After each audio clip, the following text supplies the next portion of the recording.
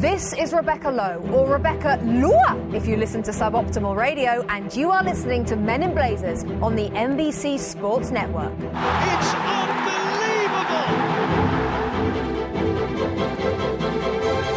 unbelievable! From the Embassy Row studios in the crap part of Soho, Rog, it's the Men in Blazers podcast. It's an international break special. Special. The best of times and the worst of times, Davey. Why, Rog? Well, you went on a little tennis break. I went to see the Men's Open final at the US Open last night. Actually, it's the first time I've ever been to a Grand Slam final, Rog. Croatia versus Japan. I was stunned they didn't play the Japanese national anthem. It's the only reason you went. I know, I was very upset about that. But poor Nishikori, I'm sure he felt terribly embarrassed last night. He felt a bit Shinji Kagawa. Yeah, he let his nation down. And Croatia, Cilic, there he goes. The greatest palindrome in sport, Rog, cruises to a win. 6-3, 6-3, 6-3, as I rather meanly tweeted, and I apologise. Chelsea-Everton, Chelsea-Everton, Chelsea-Everton. Still feel the pain, Dave, and I felt a lot of pain this weekend. Because it's an international break. You don't like an international break, Rog? I feel lonely. Yeah. I feel bereft. Yeah.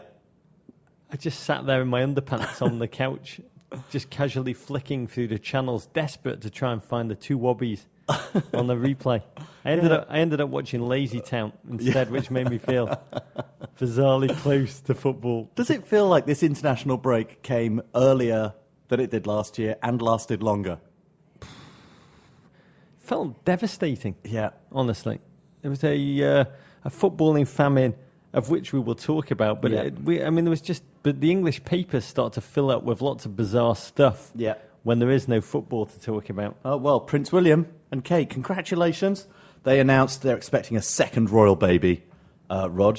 And what a great timing to announce it during the Premier League international break so that people actually pay attention to it, Rog. Yeah, I don't. You do. You're quite excited, I bet. How do well, we no, feel look, about I was very excited about George, named after my son, George. I love an heir to the throne, a direct heir. Of course, this one will become, first, second, fourth in line to the throne, but unlikely to become king or queen, one would say. But you know what? Generally, unlike you, I like the royal family, and particularly these two princes, Rog, William and Harry, who've had the guts to do something. Harry the half-brother. They've had the guts to do something that neither of us have ever done, which is serve their country, active service in the military, and I really respect them for it. I have never forgiven the royal family. For? Well, the Queen came to Liverpool in 1977, a Silver Jubilee year. Oh, I love the Silver Jubilee. And we all lined up, the people, we lined up for 12 hours to see her drive past at 70 miles an hour in a Land Rover. So it's all about you. She shot past us faster than Andros Townsend. He's not as fast as he was. I've never forgiven her for that. They're dead to me at that point. Yeah. But I do find it interesting. Yeah. Like the naming strategy of any baby, particularly a royal baby, on which there's so much kind of the symbolism and heaviness that's placed. For me, like when we had kids, the naming strategy, I'd always open up with my wife, just like opening up with a wild gambit as if it was a negotiation strategy. Okay. And I always had a list, like Garincha was always the first name that I insisted on, named after the 1950s and 60s lost legend Brazilian footballer who on the first page of his biography, it's described how he lost his virginity at the age of 12 to a goat.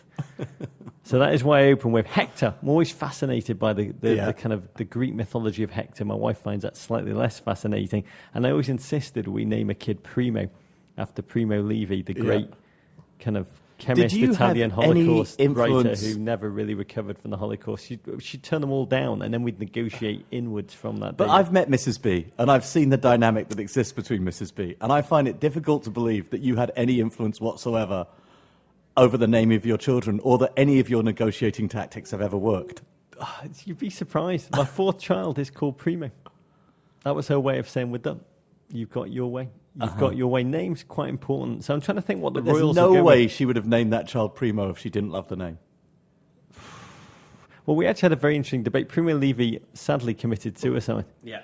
And she said she wouldn't name a child after him because of that. And I found a paper written by an academic in East Lancashire, Polytechnic, who wrote a paper called Primo Levi Suicide. Can we just say something? An academic in East Lancashire Polytechnic. That's brilliant. Yeah, he wrote a paper called Primo Levi, Yeah. Suicide, ... or Vertigo.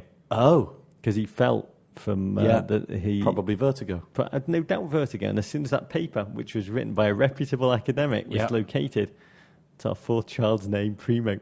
Well, I named my son George. It's a great. I believe that I live within the English tradition that you name your first son After George Michael. after a king. After the sports machine. Totally about the sports machine. But you name him after a king. So there's not a lot of Ethelred would have been a good Who's my thing. favourite? Ethelred the Unready. Ethelred the Unready. Here's what I think Yeah. is on their shortlist. Okay. They could go, if you are Prince William and what's her name? Kate. Kate. You can go, there's a couple of ways to go. Was You she could- the Duchess of Cambridge? I Is got that no, what she couldn't is? care less. You could go populist. Yeah. Trying and re-engage the people. Yeah. Like a bit like England Football Club. Like Royalty. Raheem. He's on the list. Yeah. Lee Yeah. or Wayne, Wazza. Yeah. Wazza. Wazza Windsor. Yeah, Wazza Windsor. Great name. I'm a man of the just, people. just Wayne Windsor What would are be you? really good. Okay. You could What else? You could try and reignite the special relationship, quote, between the US and England by Yeah. pandering to Americans Yeah. with something really American, like Chuck Todd. Yeah. I like that name. Or Barack. Tarico. Tarico is a great name. Tarico Windsor. Or Haha. Clinton Dix. No, Could do it. Haha Windsor, David. Wow, there you go. Or you could go something, they're normally quite political, these namings. Yeah. So they could try and reconnect to Scotland. Well, Scotland, by the way, about to have their vote for independence, Rog. The polls have just said that yes, the yes vote is now running neck and neck with the no vote. Yeah. This means that Scotland I love it. might be going independent. It's amazing. They could call the baby Naismith. Naismith Windsor. Yeah, good and, name. And pander to the unruly Scots beyond the wall by picking a wilding name. I think Jock would be good. Jock Windsor would be great. Money bets on that now, David. Yeah, we will see, Rog. We've got a packed show. We're going to marvel at the United States' historic victory in Prague. That you've already forgotten about. Oh, we're going to read way too much into international friendlies, Rog. We're going to sully ourselves by feigning excitement about Euro 2016 qualifying. It seems that every team, pretty much except for Gibraltar, who is entering the qualifying tournament, is going to qualify. It's like the hockey for Euro playoffs. 2016. I know, it's crazy. We're going to fix the English national team, Rog. Let's fix them. Oh, my God. What are we going to do that in the last 5 minutes? We're going to discuss all the latest Premier League tittle-tattle. We're going to covet your Ravens. And welcome, Fault in Our Stars author. God, I'm still getting over us watching that on the plane, Rog. John Green, big Liverpool fan. We're going to welcome him back to the pod. Fault in Our Stars is what they called the DVD of Manchester United's last season. Pretty under much. David Moyes. Pretty much. Okay, Rog, to the football. Time to open the Guinness. Okay, here we go. You know, the international break hits some people harder than others. I quite like international football. I don't like a break from the Premier League, but I do love watching international football, Rog. But it seemed to hit you pretty hard. I was actually worried about you this weekend. Yeah. Again. Should have been. The second weekend in a row. You should have been. Yeah. I missed the Premier League. Yeah. Like the deserts miss the rain, Oh, I David. love that song. I mean, it did. We heard from a lot of you who I think old fans and increasingly new who've just kind of connected to football and then were suddenly like, what the heck? Yeah. Just when the NFL comes back, all the new American fans who've just been turned on to the sport, they didn't Yeah. know what had hit them. The weekend, it felt to me, how can I describe what it felt like? Felt like the endless wait that we're all experiencing, having like for George R.R. Martin to hurry up and finish the 6th Game of Thrones book. Didn't feel like 2 or 3 days of non-football weekend, Dave. I was so soccer starved. I started to watch the FIBA World Cup. I mean, I'd normally take pleasure from cheering for Angola, but we got some great tweets at Myman71. Just getting into the EPL, and they hit me with an international break. WTF?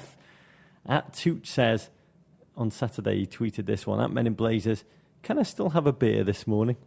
Yeah, definitely. Yeah, 7 But o'clock, you feel we like got that one. FIFA and UEFA, they probably love the fact that just as the Premier League, just as the domestic leagues are getting going and they're dominating football conversation, they love the fact that all of that is done. They get to put their blazers and official ties on, and they get to go and interrupt the narrative of the Premier League. And prove to us that without the Premier League, we're all just daytime drinkers and a pie is just horse meat, Dave. Everything seems to lose its magic to me. But we did have some methadone That's an appropriate reference in the crap part of Soho. We did. We had, thanks to, and you and I try not to read too much into friendlies. Yeah, US go behind enemy lines, Rog. They beat the Czech Republic in Prague. I think that's a good result. I think it's a good result.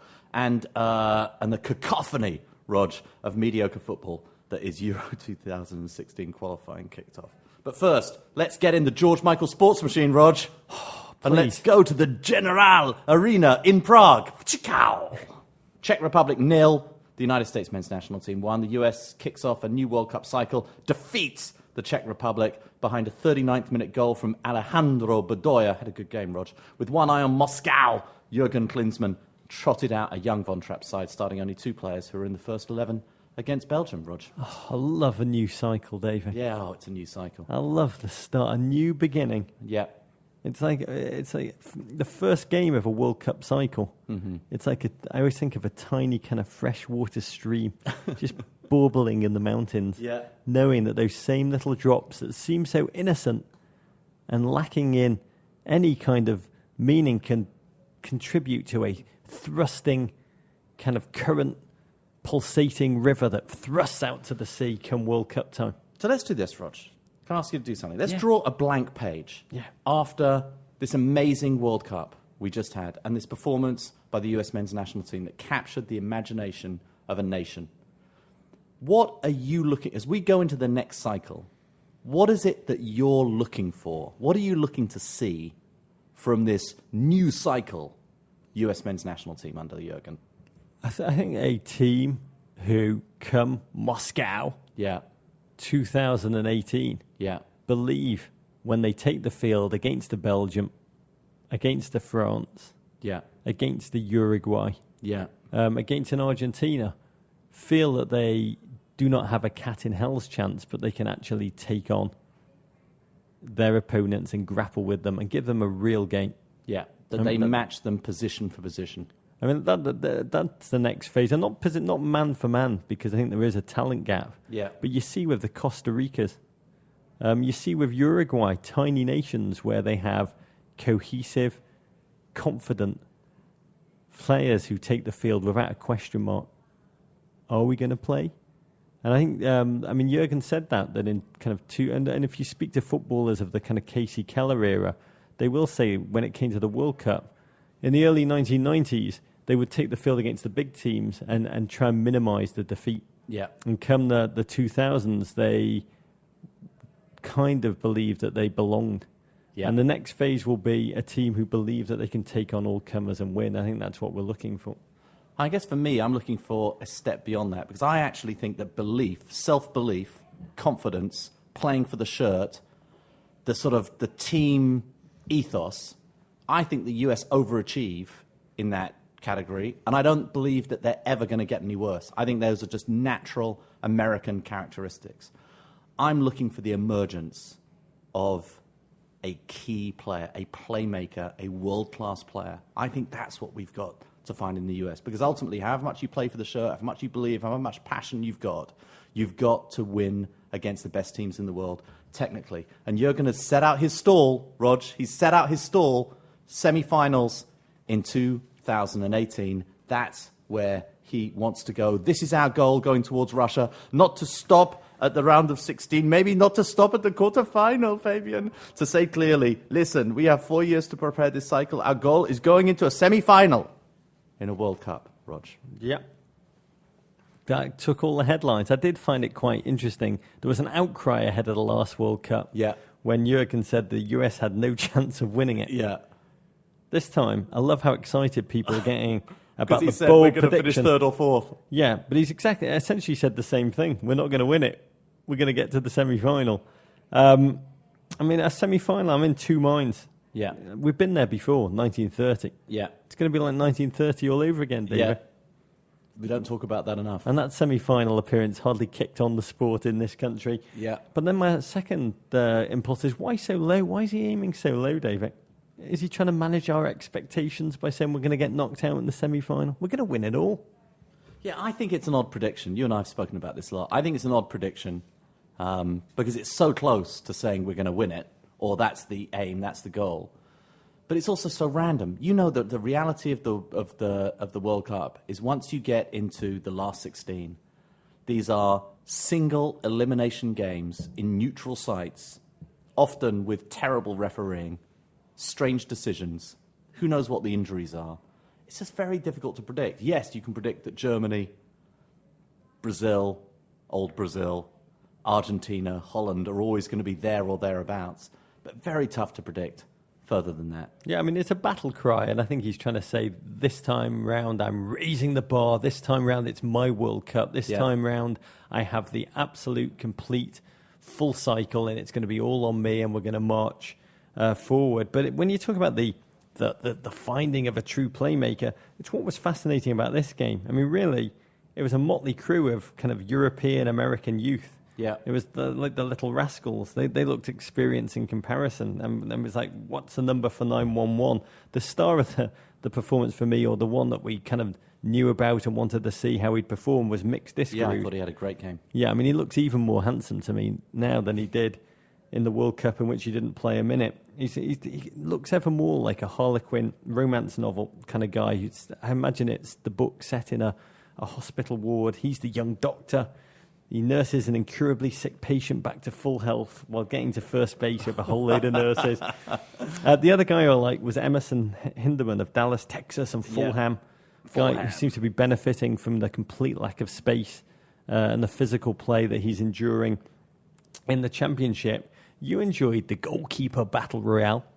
You know, you make so many assumptions in football. It's dangerous to do so. Tim Howard taking a sabbatical for a year. Oh, of course, Brad Gazan's going to step right in and he's going to take that position. He's going to be the US men's national team's next goalie. Nick Rimando had an outstanding game in goal. And I think we've all learned, for club and country, what really makes goalkeepers perform is competition for that position. And I think that was a great thing for the US, that Nick Rimando stepped in, had such an authoritative, fantastic game of football.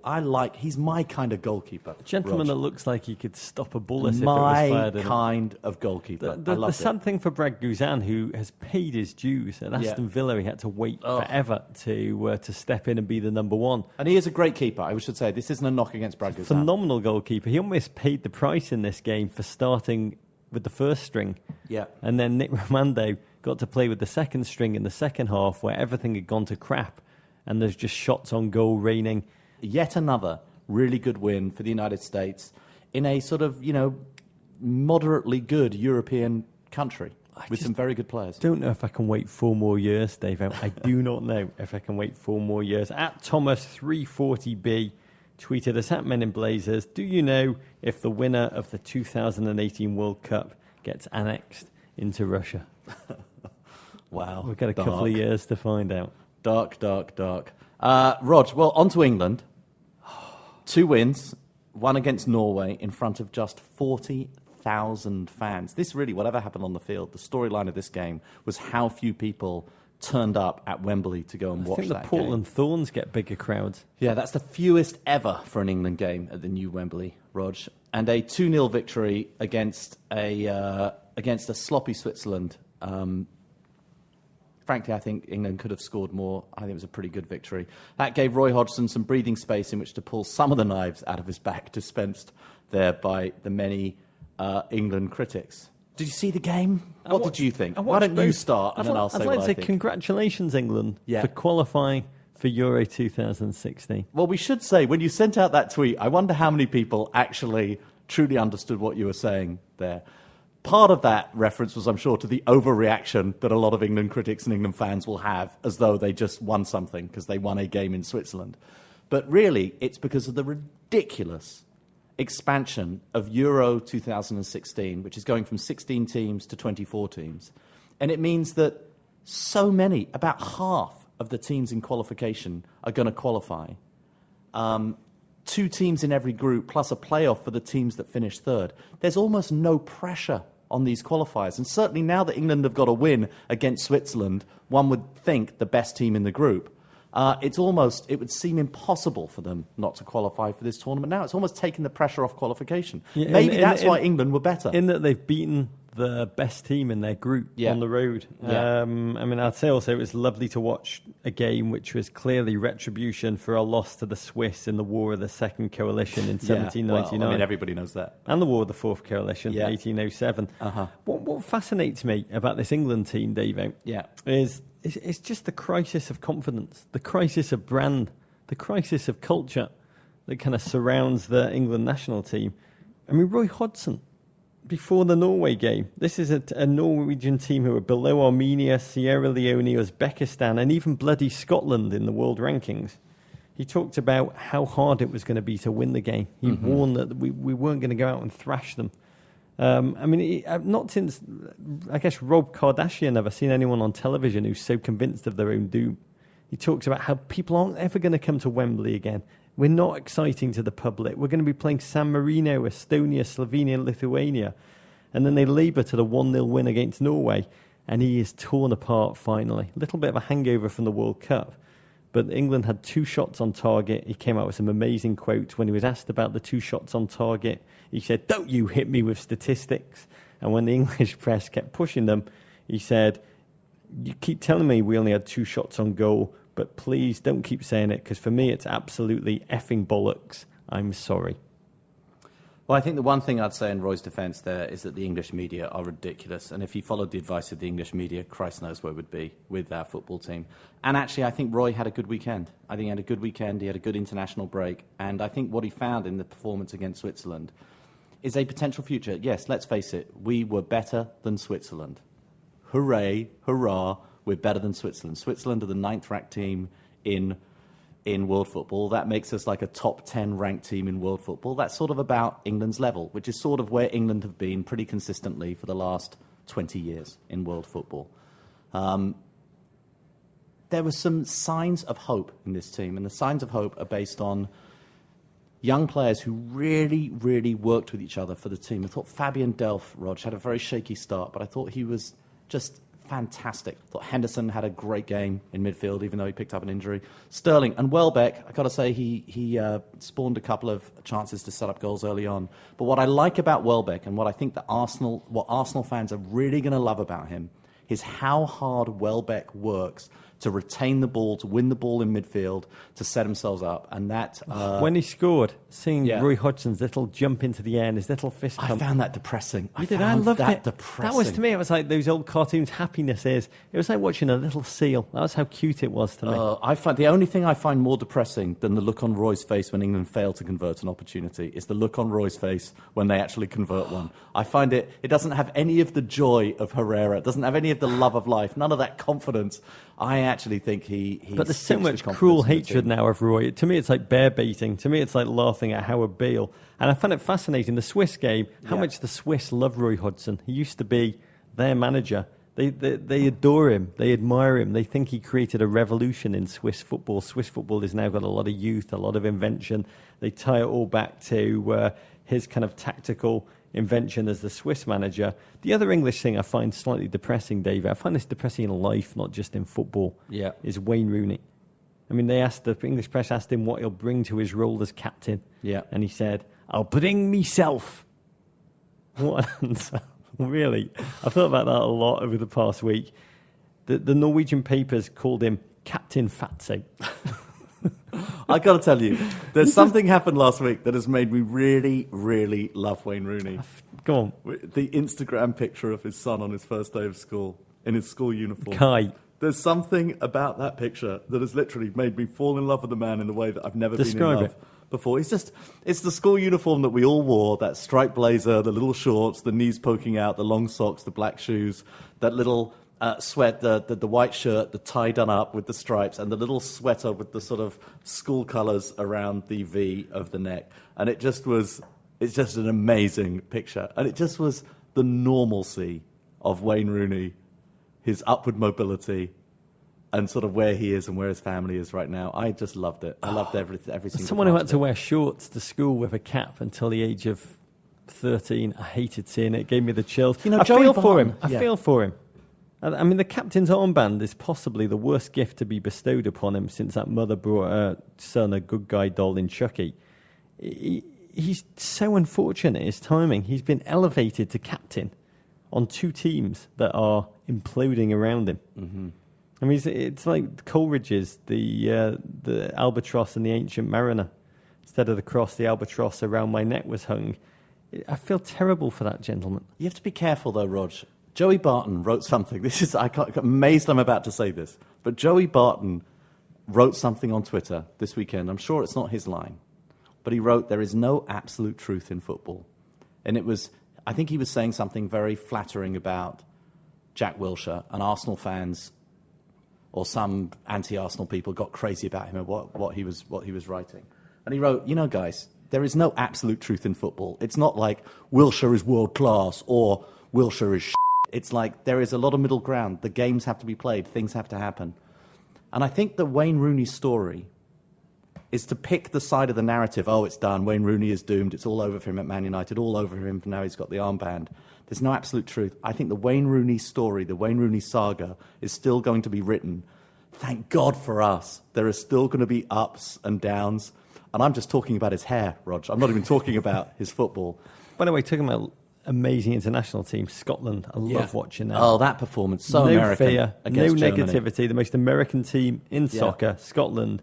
By the way, God, let them get into Euro 2016. So few teams have amazing fans, like Scottish football fans. Maybe I'll start cheering for those guys. That's going to be a tough group, Rog. It's going to be a tough group. England will qualify. I mean, they're playing a bunch of They lumps. already have qualified. Slovenia, Lithuania, Estonia, San Marino. Yeah. The country doesn't care. Things have gotten so bad. England have hired a marketing agency. Ugh. The worst thing they could do to create a campaign to, quote, win the public over once more. Do you know what? Play good football. Well, we're going to fix it for you. We're going to save you the money. The head of marketing for the FA, a man called Russell James, said to the press, the aim of our Together for England campaign, the worst, is to revive fans' belief. Revive fans' belief. This is amazing. By demonstrating passion and pride, in brackets, through marketing. You can't do it through marketing. You were saying. You do it through football. Do it through football. Do it through goals like that beautiful, as I think it was, not Henry Winter, I think it was Dickinson from the Times wrote that it was the kind of goal, it was the kind of counter-attacking goal that Jose Mourinho would have been proud of, that goal. It was a fantastic, fantastic goal. That's how you've got to bring people back, by that incisive, fast play. Great goal. Agree. I mean, I was trying to jot down how I think you can save English national football team. Here's my point. English players with foreign names. Is that on there? That's yours. Number one. You've patented that. Oh, Fabian Delph, Rolando Aarons playing for the under-21s, Rog, was amazing. And Lallana coming back. Oh, amazing. I mean, I think the step one, they need a nadir. They need to bottom out. Yeah. And I think we're quite close to bottoming out. We didn't do that in Brazil. We need to hit, that wasn't the bottom. We need to hit rock bottom. Yeah. Number two, we need to wipe the disc completely clean. In the Bible, the Israelites had to wander around the desert for 40 years. Yeah. Because the plan was to make sure there was nobody who remembered slavery still alive when they became a nation. Uh-huh. And I think to the same degree, we need to clean the system of any players who were involved in the 2006 World Cup. Get rid of them all. They've all going Rio, Lamps. Yeah. That generation who just had shattered high hopes and shattered dreams. Yeah. The one's Joey Barton, if you're quoting him, his best quote ever was when he summed up the 2006 World Cup campaign as, I played here's my book.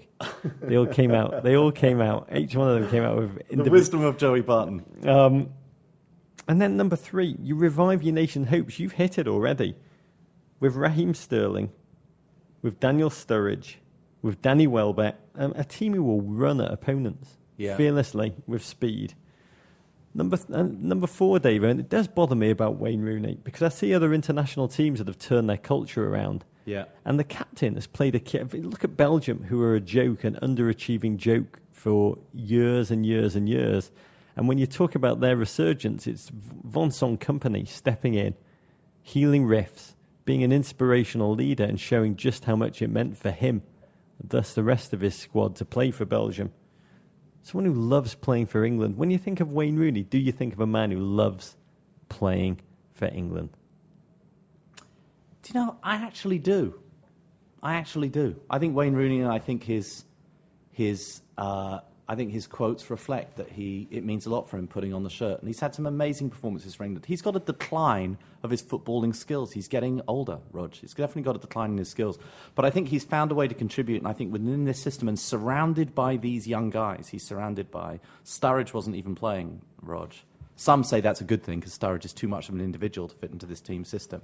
But I think that he can do okay. He's declining his skills.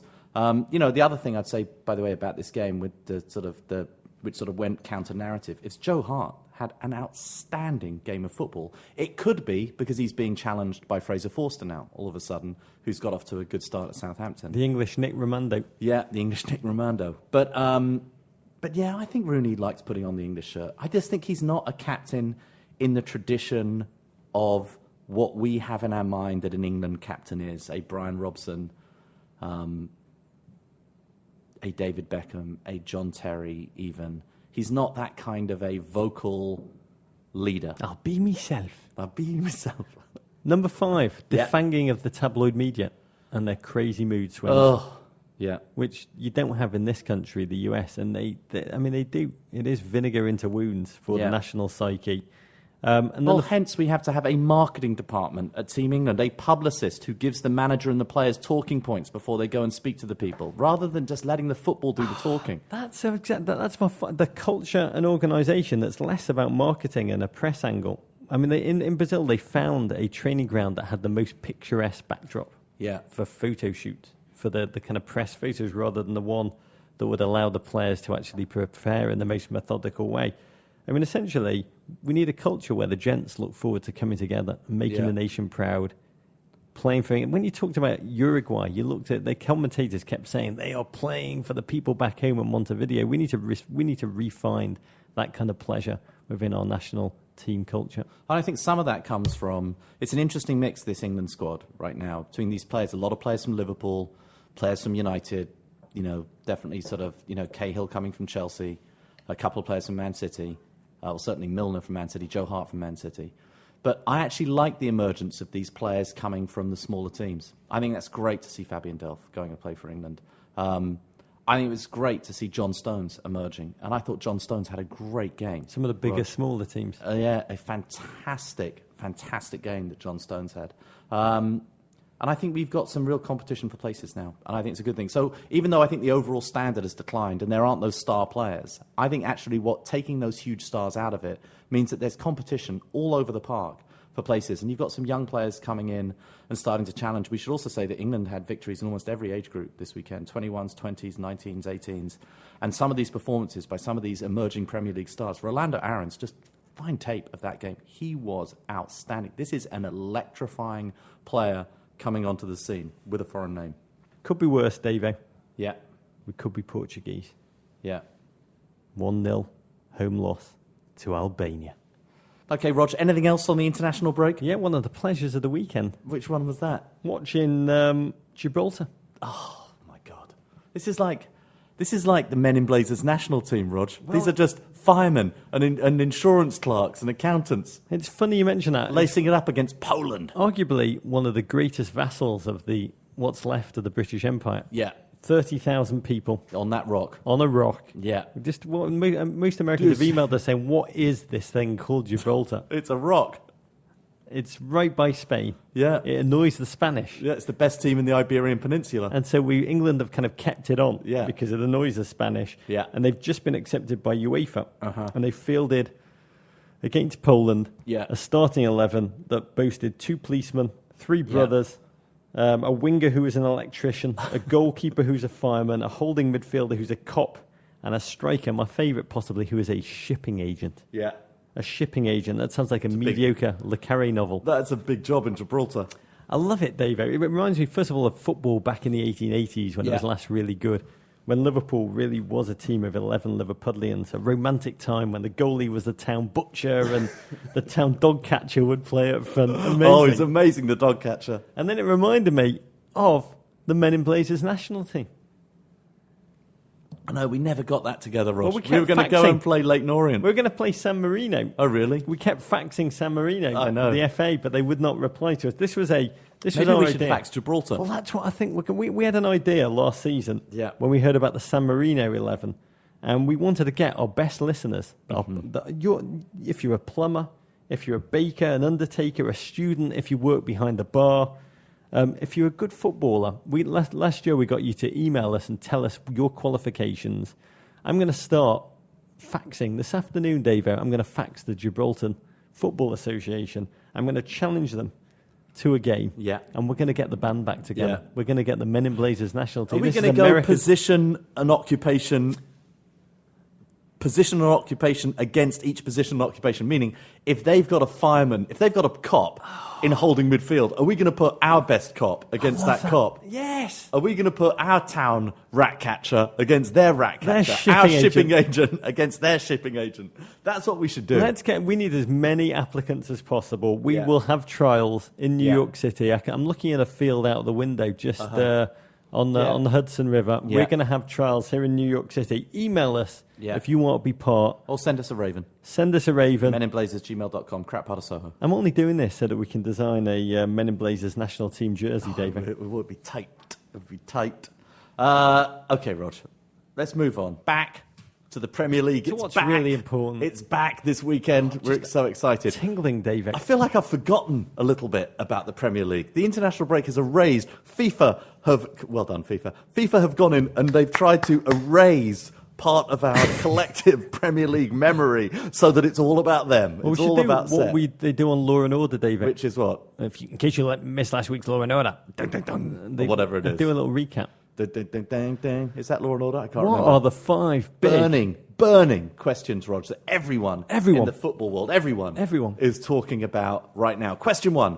Will the 3-man back line, the last-minute transfer window splurges, and a propensity to talk in the third person empower Louis van Gaal to foster cultural change at Man U? I mean, they have spent a lot of money, Roger. They have, but let's remember when we last saw them. Yeah. Plucky, little United, failed to win any of their opening 4 games. Yeah. And the campaign has already included a humiliating 4-0 loss to the MK Dons in the Capital One Cupdy Cup. Cupdy Cup. You know, when I came to America for the first time, Yeah. when I was 15, I was in Chicago, and I just took everything, every cup from Arby's I saved, every newspaper I saved, every White Sox ticket I saved. And when I was trying to pack on the way home into my little formal English suitcase, the dad who I was staying with in Northbrook, Illinois, just laughed as I was trying to stuff it all in. And he said, he said to me, "It looks like you're trying to fit 3 gallons of horse swill into a 1-gallon container, boy," he said to me in his American accent. That's what I think of when I think of United. They've got the lovable Care Bear, Juan Mata. Yeah. The juvenile delinquent, Wayne Rooney. Yeah. They've got Modigliani's Angel Di Maria. Yeah. Just for Men's Robin van Persie. Yeah. They've got Puberty's Adnan Januzaj. Yeah. And they've thrown in Danny Blint and Anders Herrera. Yeah. They have to fit all of those. Well, Falcao, Rog. They've got beautiful haired Falcao. I mean... How do they fit all of that in, David? That is not going to work with Wayne Rooney. Well, I think Falcao's hair. Wayne Rooney's going to look at that and go, why the F did I even bother to get this done? It can never look like that. It's funny when you talk about El Tigre. I know. I think he'll add 2 things to United that they need this season, which is a verdant head of hair and some goals. Mm-hmm. But how do you get them all in the same team, David? Well, they're not. Half those players you mentioned, Juan Mata, wherefore, where to, where art thou, Juan Mata? Where to for? Nice guys finish what, David? I know, 15th in that depth chart. Adnan, is he going to play? I mean, it's just tough to see how he's going to go and put all those pieces together. Having said that, it's a lot of help and it's a lot of quality in a team that still has very good players. People are obsessed with the defence at Man United. And actually, I think that some of those young players have shown actually quite a lot of... I think they've been some of the performers in the games that they've played. It's the offence which isn't ticking, Rog. It's that movement between the lines in midfield and up front which isn't working. Expect a lot of numbers to be shouted at you by English commentators as United start with their back 3 but may move to a 4-1-3-2. Yes. To try and stuff in as much as that pig swill as possible. Question number 2, Rog. Will the sight of Danny Welbeck in an Arsenal shirt be all Arsenal need to fend off Manchester City? Now, we should say, first of all, this is an interesting transfer This is a red to red transfer. This isn't. We don't have to get used to seeing Danny Welbeck playing blue. He's going from red to red. The red to red transfers, it's a very short history of them. There aren't many of them, Rog, but it's going to be less shocking to the eye. Yeah, I mean, interesting. He scored 29 goals in 142 appearances for Manchester United. Yeah. Though it should be said, many of those were off the bench substitute appearances. Yeah. It's going to be interesting to see, especially with Olivier Giroud, the beautiful Olivier Giroud, injured. How will Danny Welbeck perform as the man? We've seen how Daniel Sturridge performed as the man when he was given the chance by Liverpool Football Club. Will Danny Welbeck prosper in a similar fashion? I think, as I was saying when we were talking about England earlier, look, he's coming to Arsenal at a great time. He's coming off that 2-goal performance for England. You see, the Arsenal against moves already Switzerland. liberated the guy. And I think that what he has, which we have not seen in an Arsenal striker for a long time. I mean, Henry was actually quite a hard player. But Welbeck, his effort, his winning of the ball in midfield, his tackling, how well he challenges. He's agile, Rog. He's almost cat-like in terms of his ability to sort of, take the ball in difficult positions. He's fast. I don't think he's a great passer, but he's fast, and he's a pretty good finisher, and he's got some real skill. I think Arsenal fans are going to fall in love with this guy. I don't think he's a 25-goal-a-season striker. I don't think he's that guy.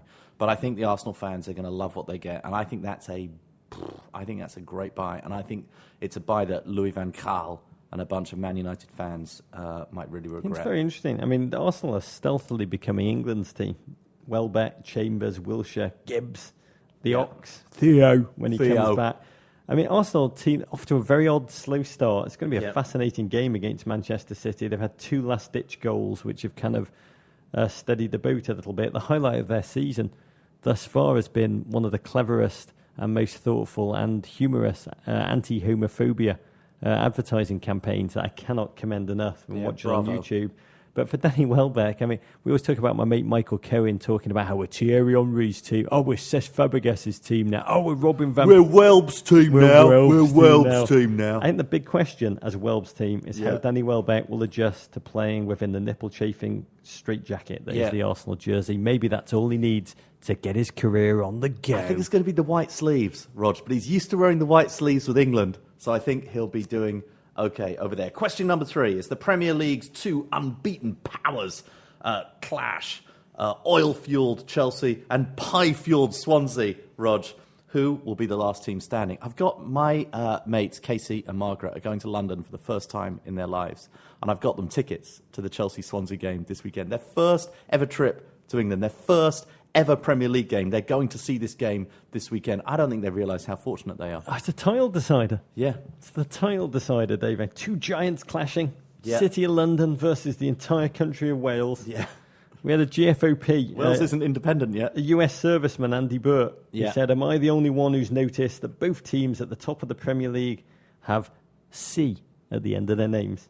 Wow. Swansea and Chelsea. He says, I guess Brightling Sea and Saltburn by the Sea have great futures in the sport. Well, Swansea, they've beaten United, Burnley and West Brom. It's their best start in 91 years since we started podding. Yeah. It's going to be very interesting. Can they prove they're for real? Will they be what Southampton were last season, early pretenders who then fall away? Yeah. They've been scoring freely. Wilfred Boney yet to score. Do you have any fear, though, Davey? Definitely, I think Swansea are a really good team, and I think they've got lots of attacking options, and they can definitely hurt you. Also, quite a little bit unsure about how Costa's going to come back. Is he injured? Is he not injured? What are his supplies of horse placenta? Like, it's not easy to get hold of a lot of horse placenta, Rog, in London this time of year. So where's he going to be? That little post-international break hangover that sometimes takes place. I'd love to see Chelsea keep a clean sheet in this game. Courtois, as we said before, looks difficult to beat. Yeah, he did come off a game when he conceded 3 against Everton. Would love to see a clean sheet in this game. I don't like to be hyperbolic, David, but I do see this as an epic clash between good and evil. With Swansea in the Beowulf. I'm shocked. Swansea in the Beowulf kind of role, and Grendel in the Chelsea kind of more villainous role. I'll remind you of that when Swansea play Everton. Well, you don't only need to remind me how that book ends, with Beowulf ritually burned on a great pyre in Geatland And I do believe it's going to end the same for Swansea, sadly. When football doesn't go your way, Rod, you always have medieval literature. Question number 4. Who is the most fascinating arrival we have not yet talked about on the pod? The player I'm most looking forward to is Esteban Cambiaso. Yes. Nicknamed Cucho. Yeah. Spanish for old man. Yeah. Early in his career, he had the nickname Egg in a Bun. Yeah.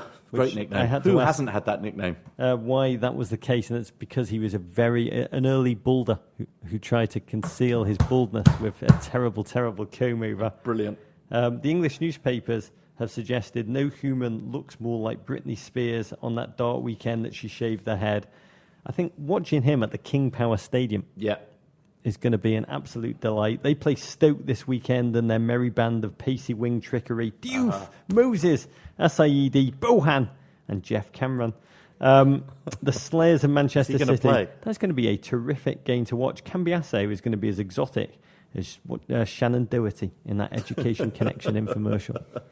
Question number 5. 3 weeks in, cometh the international break. A pause. Time for reflection, Rog. Time to take a second to revisit our appalling predictions for the top 4 and bottom 3 that we made at the beginning of the season. And in the spirit of amnesty, see if we want to amend them at all. So let's go over our predictions. Let's start with yours, Rog. You had Chelsea top, City second, Arsenal third, Man United fourth. I'm going to This stick. is just the top. I'm You're going to stick? Yeah. You're going to stick that? You still think Man United are going to come back and My make wo- fourth place? My word is all I have, David. I have to love stick with it. I don't know that I'm going to be sticking. I think Liverpool are obviously the other contenders, but it's their sock ties that have got me worried, David. They all look like they've raided Arnold Becker's wardrobe in LA. Yeah. Look. I had the same teams, and I said it would be 3 of the following 4. Arsenal, champions. Chelsea in second place. Man United in third place. Man City in fourth. I also said I can convince myself of any of those 4 not making it, and Everton to capitalise if one slipped up. Now, the 2 teams that don't make either of our selections, Rog, and other than Swansea, who we should say, are Liverpool and Tottenham, both of whom have had pretty promising starts, certainly in the way that they've played football. Obviously, Liverpool got beaten pretty handily by Manchester City, but other than that, have looked very good. You don't see Liverpool squeaking into the top 4. You don't see Tottenham. You don't see Tottenham squeaking into the top 4. Yeah, I think at this point I am going to, because evidently I'm not a man of my word, Rog, now that you've put it in those terms. And I'm going to take Man United out of the running right now. I'm going to put Liverpool up there, and I'm going to amend my. I can convince myself of any of those 4 not making it, and by saying that the team to make it if one slips up, I'm going to add to Everton. I'm going to put Tottenham, Everton or Tottenham to capitalise if one of those teams slips up. So Arsenal, Chelsea, Liverpool, Man City will make the top 4. I still think Arsenal will be champions. Still think Arsenal are going to win it all. I think the Welbeck transfer was superb. I still think they'll beat up the littler teams better than anybody else and ultimately make it, Rog. Relegation. Rog, you picked Southampton, West Brom and Burnley. Yeah.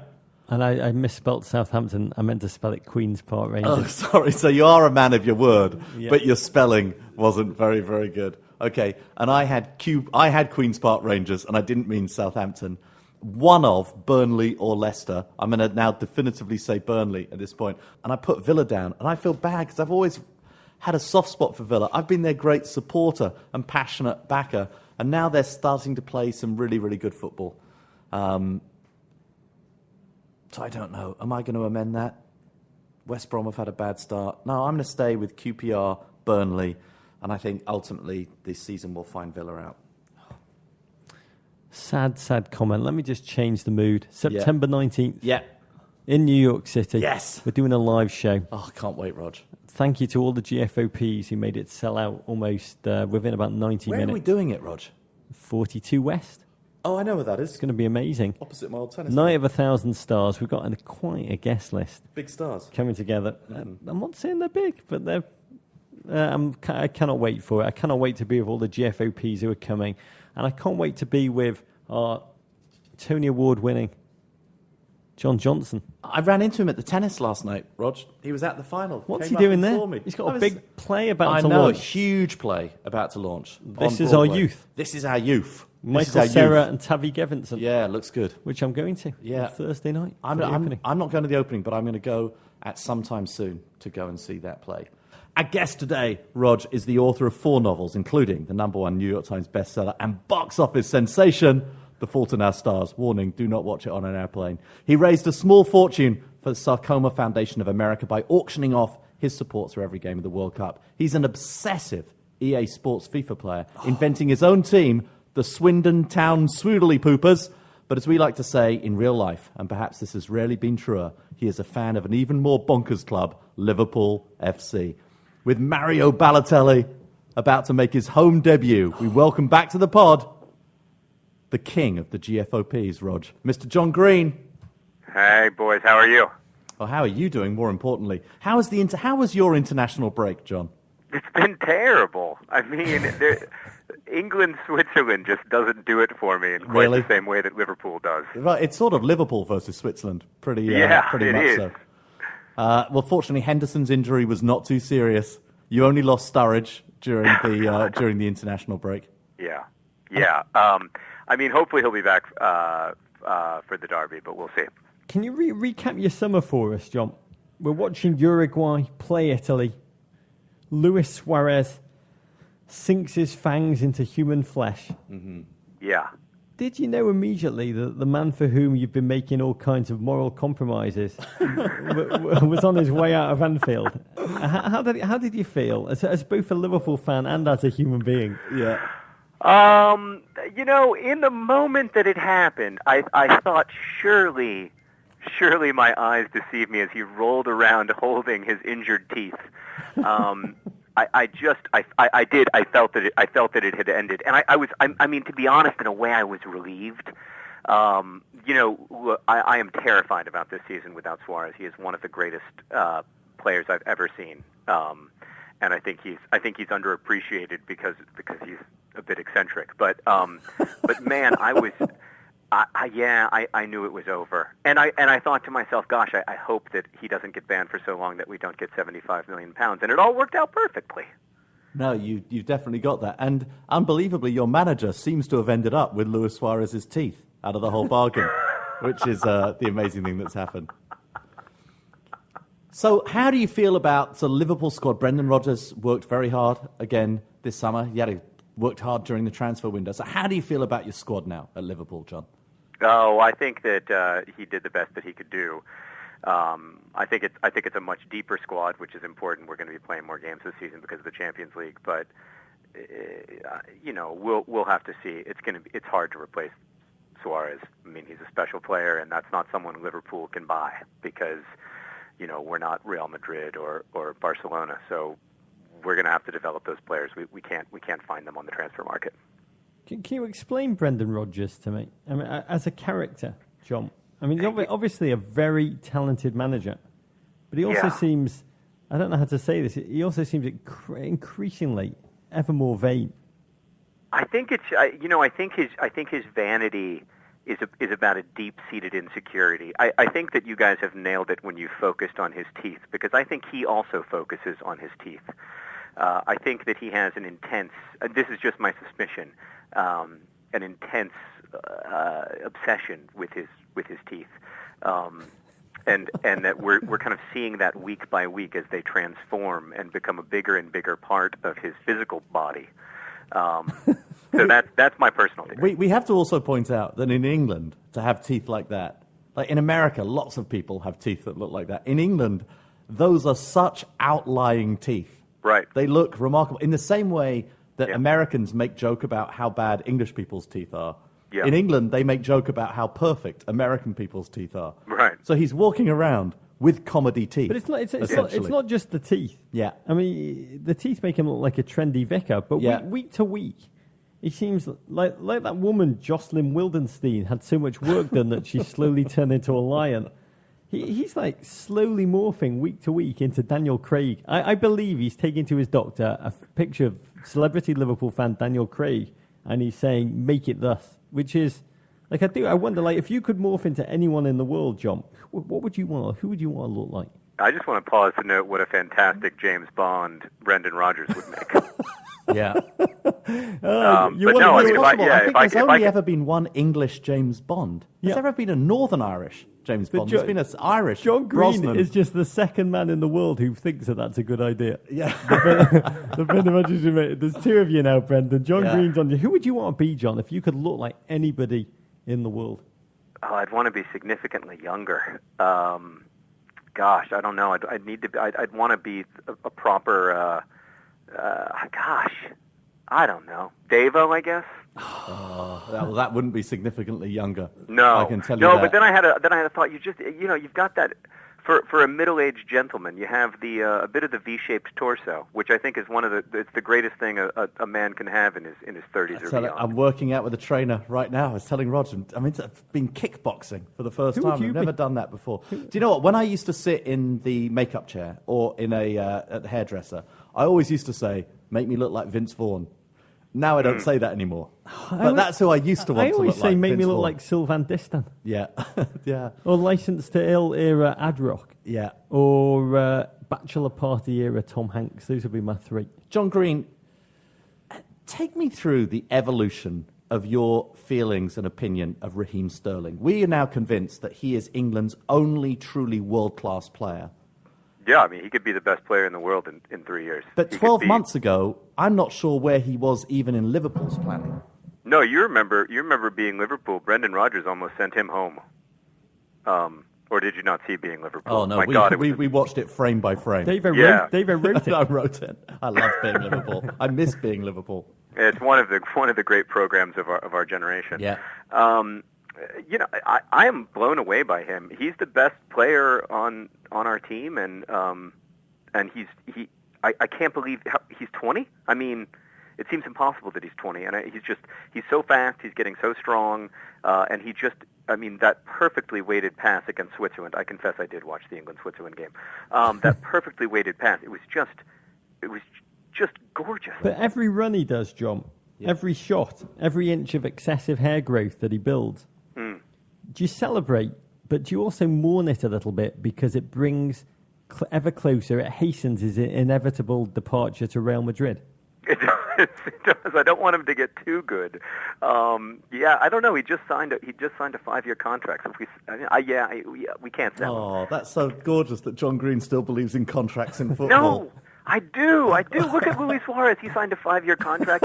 Oh, dang it! I was thinking about this. I'm amazed that you said the Real Madrid thing because I was thinking about this on the way in. Is Raheem Sterling the kind of player that Real Madrid, Barcelona would be coveting?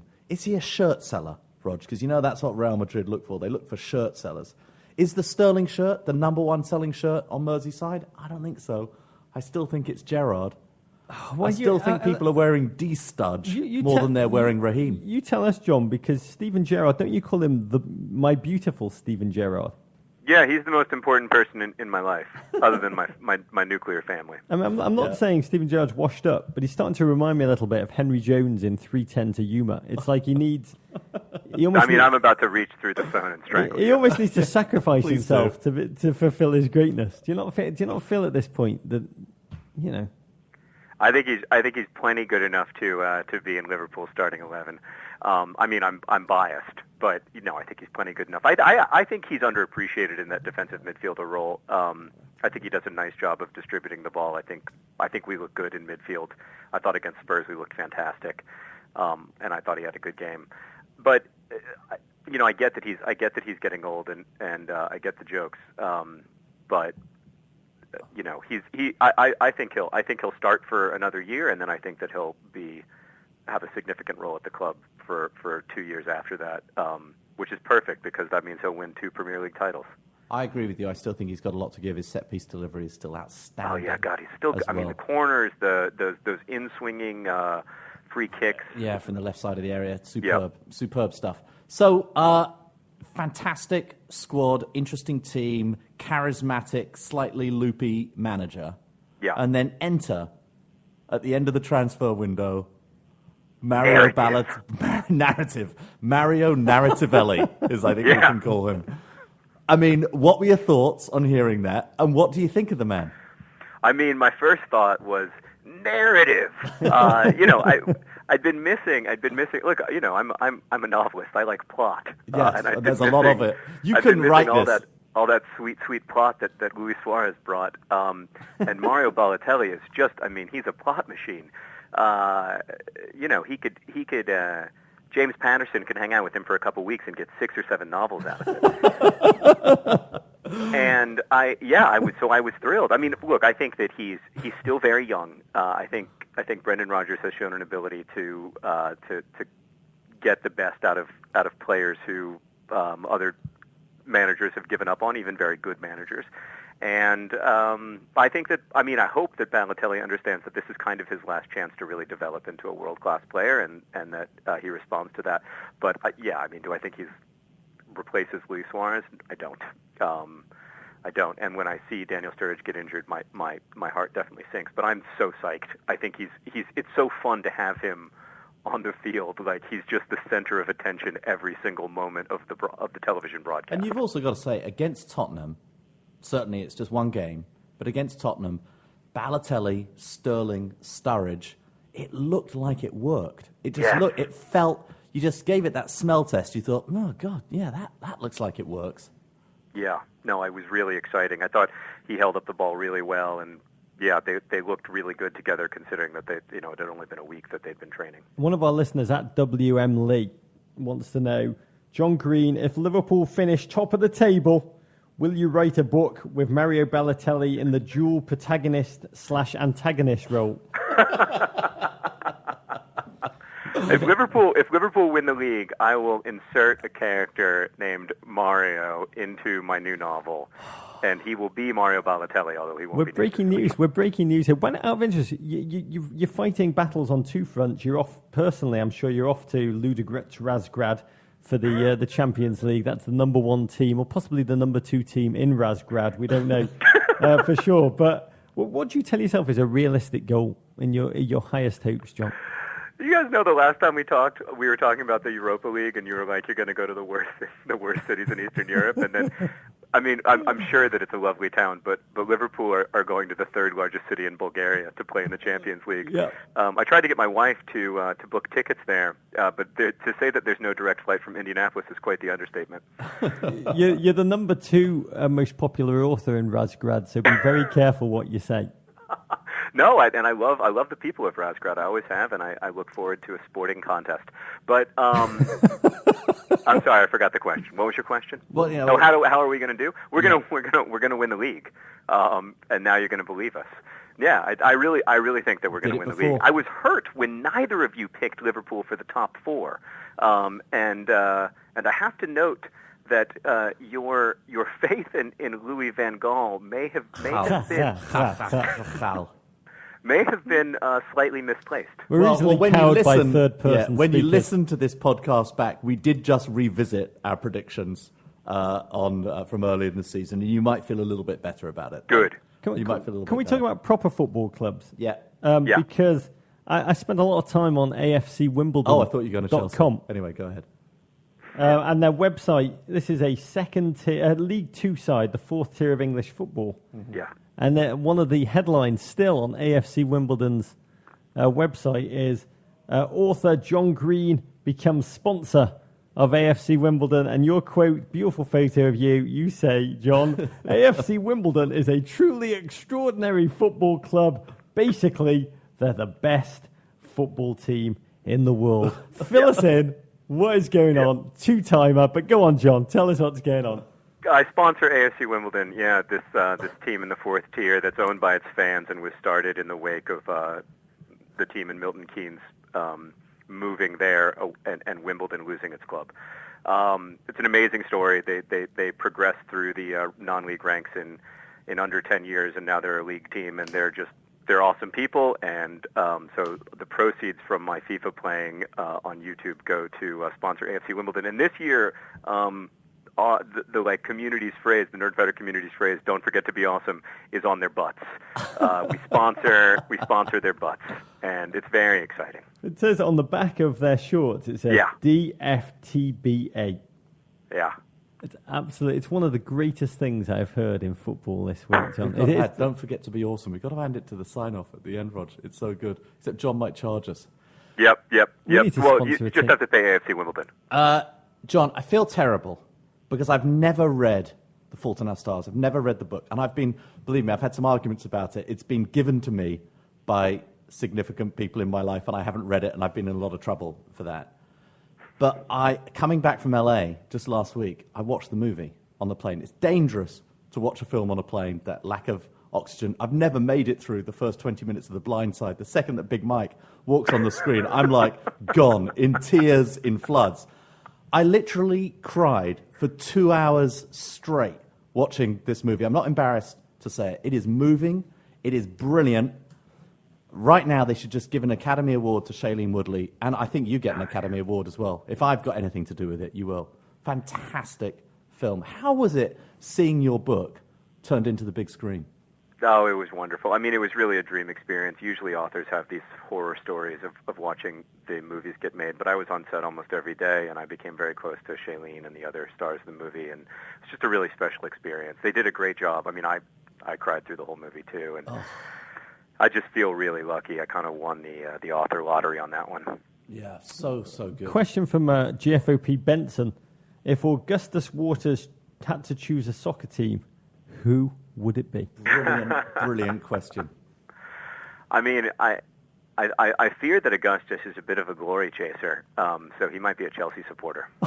Thank you. I would take Augustus as a Chelsea supporter. By the way, the second line of Benson's email was, I'd like to think he'd choose a small team nobody followed, like Crystal Palace. No, it's pure Chelsea. I love it. I'll take Augustus. Final question from me, from one of our listeners, at PhilSock8, wants to know, John Green, how can I get my daughter to stop obsessing over your books and movie and focus on more important things like soccer? That's a great question, and it's an important one because it is time for her to move on from reading, which is an idle pursuit, and focus on something important like football. I think that you have to introduce her to the narrative, and that means introducing her to Mario Balotelli. Wow, that is super narrative. John, last for me. So give me your Premier League predictions. First, second, third, fourth. I mean, I genuinely think we're going to win the league. I know it's insane. I think Chelsea look to be the best team in the Premier League right now. So I'd say they're going to finish second. That was wonderful. That was Liverpudlian logic. Well done. Go ahead. That's genuinely the way I think, though. Arsenal third, Everton stun the world and finish fourth. Wow, suck up. That's really good. John Green, such a joy to have you on the pod. We got our TV show, the Men in Blazers show, starting in a couple of weeks. We can't wait to have you on that, to actually meet you in person, John Green. I can't wait to do it. You've got a couple of weeks to get your teeth fixed. Yeah, exactly. We owe all of this, we should say, to our great friend Grace Helbig, who put John Green and us together, who connected us initially. So thanks so much, Grace. Thanks so much, John, for being on the show. Oh, thank you, guys. It's always a pleasure. Godspeed. Courage. What a man. What a bloke. For a Liverpool fan, Yeah. I've got a lot of admiration for him. Yeah, he is properly... Do you know what I love about him? Is that what he really gets about Premier League football is he is proper insane and loopy and contradictory and self-aware of how lunatic the whole thing is. But the fact that you cried during his movie... I'm not embarrassed to say I cried during No, I was going to say, I cried during 30 going on 30 on the plane.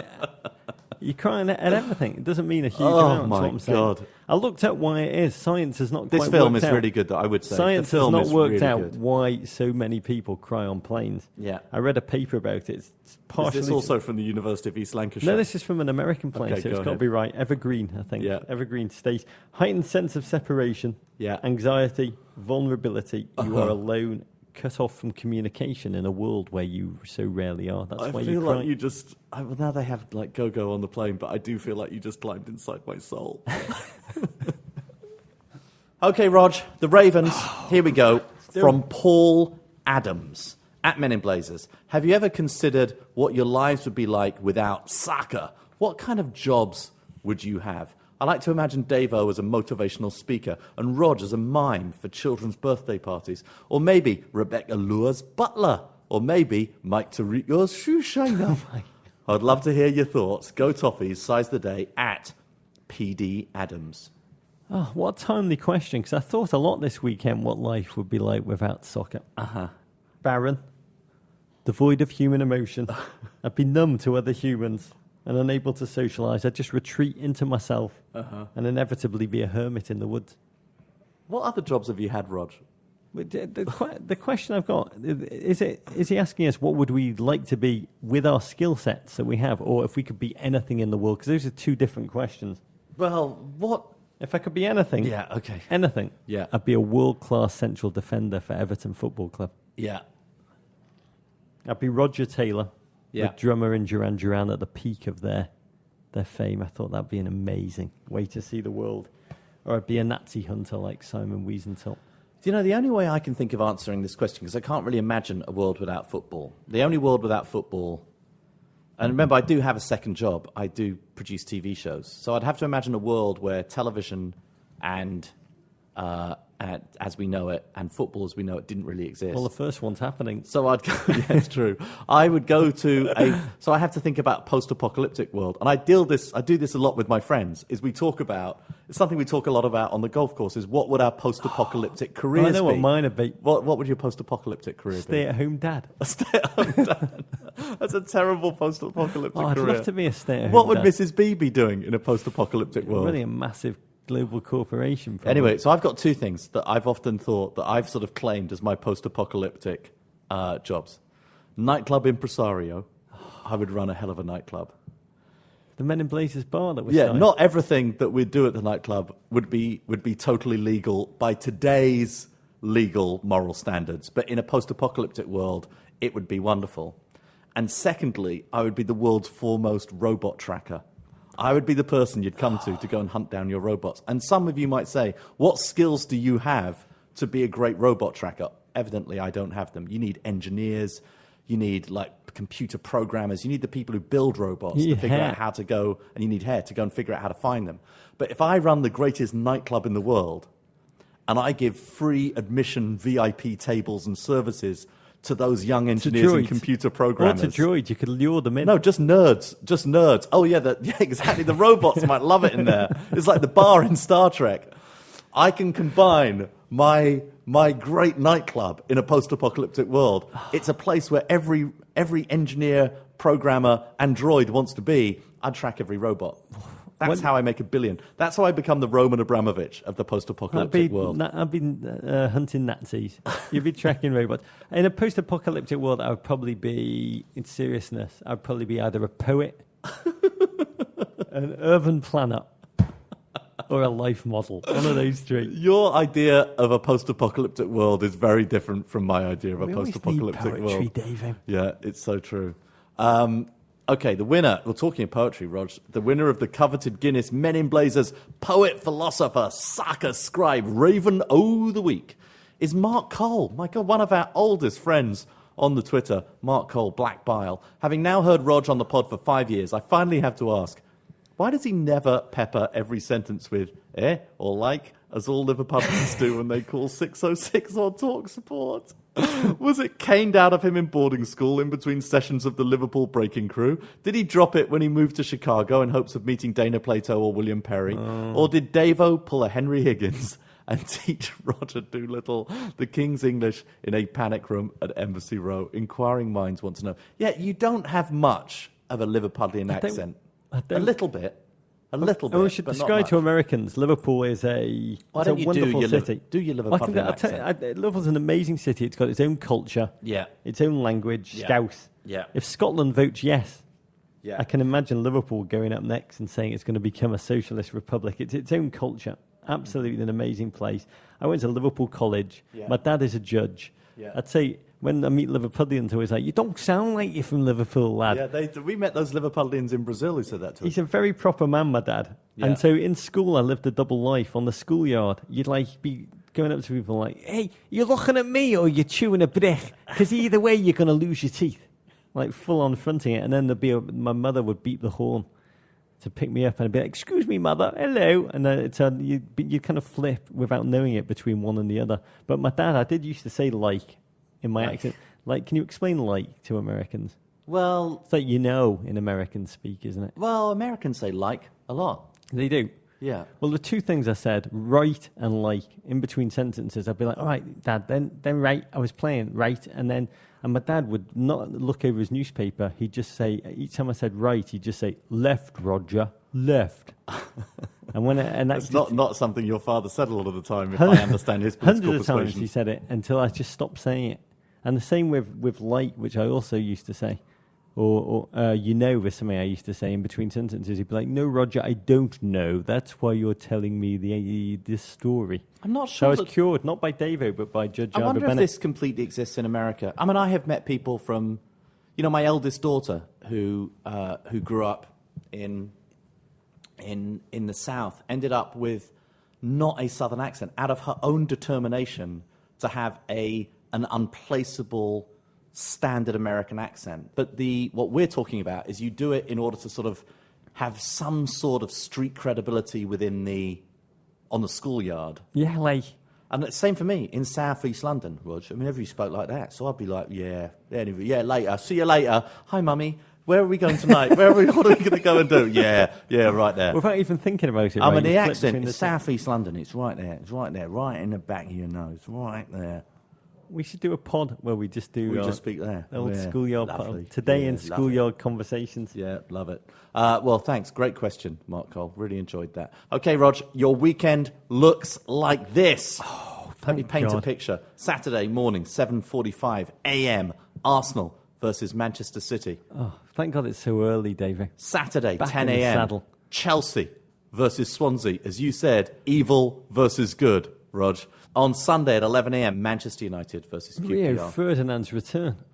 Yeah, all of these on NBC Sports Network, their family of networks, Rog. All the games on Extra Time. That's a wonderful product. On Sunday, Rog, it's the California Clasico. San Jose Earthquakes versus the Los Angeles Galaxy. That's Sunday at 3 p.m. Many ways to connect to us. One is our Amazon Emporium. Helps keep the show going. Anytime you go to Amazon for items, big or small, just click on the Emporium page. Men in Blazers gets a tiny percentage that allows us to cover the cost of creating the show. What are you putting in the Emporium this week, Roger? Just read there's a new Philip Larkin biography arrived on my desk. Yeah. Philip Larkin, Life, Art and Love by James Booth. Yeah. How many books do you get to read about a, quote, death-fixated porn addict who wrote to his mother twice a week for over 25 years?